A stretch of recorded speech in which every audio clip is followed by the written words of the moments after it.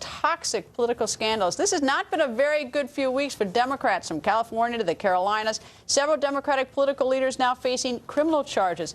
Just yesterday, the FBI arresting the mayor of Charlotte, North Carolina, and arresting a California state senator. First to San Francisco, California.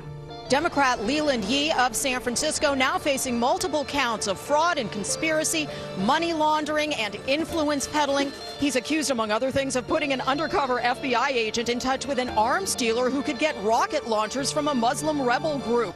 All this while crusading for gun control and good government. And it gets more ridiculous. The state senator showing up to court alongside a notorious Chinese gangster named Shrimp Boy Chow. They are both targets of FBI raids in California. The senator insists he's not guilty, but today, the senator dropping his bid to be California's next Secretary of State. And now to Charlotte, North Carolina. Mayor Patrick Cannon was arrested on federal charges including theft, bribery, wire fraud, and extortion. The surprising arrest sending shockwaves through the South. Now to Philadelphia, Pennsylvania. Representatives Brownley, Bishop, Brown, Waters, and former Judge Thomasine Tynes allegedly took money and, in one instance, a Tiffany bracelet from an informant seeking favors sent in by state prosecutors. But the Attorney General, a Democrat, suddenly dropping charges. Our hands were tied. Now heading west to Nevada, Senator Harry Reid under investigation by the FEC for spending nearly $17,000 in campaign money to his granddaughter.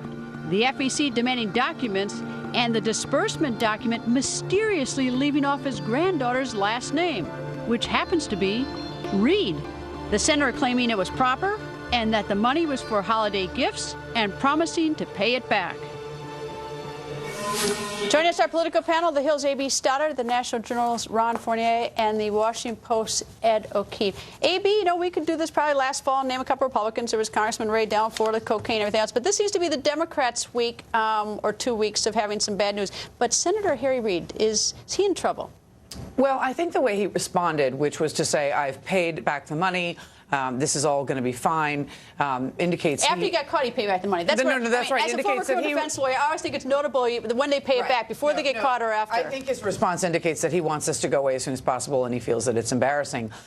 It's up to the FEC whether you don't just get to pay back the money and walk away. So if they want to, investigate it further and punish him, that could happen. And they have to, I think, up until the end of April to decide. But you could tell from the way he reacted that it was an embarrassment, and he tried to explain it that she was helping, I guess, the campaign buy jewelry gifts for staff.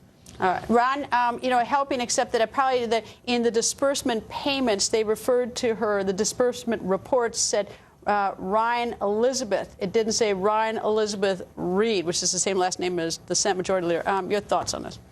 Well, I agree with A.B. I think this is, depending on what the FEC does, we can't really get too far ahead of them. But it's just not a good idea when you have the Senate Majority Leader doing favors for a family member. It just kind of looks kind of unseemly to the public. Although I got to say, I think the biggest problem for the Democrats aren't these scandals. It's Obamacare and how they're able to weather that the next few months.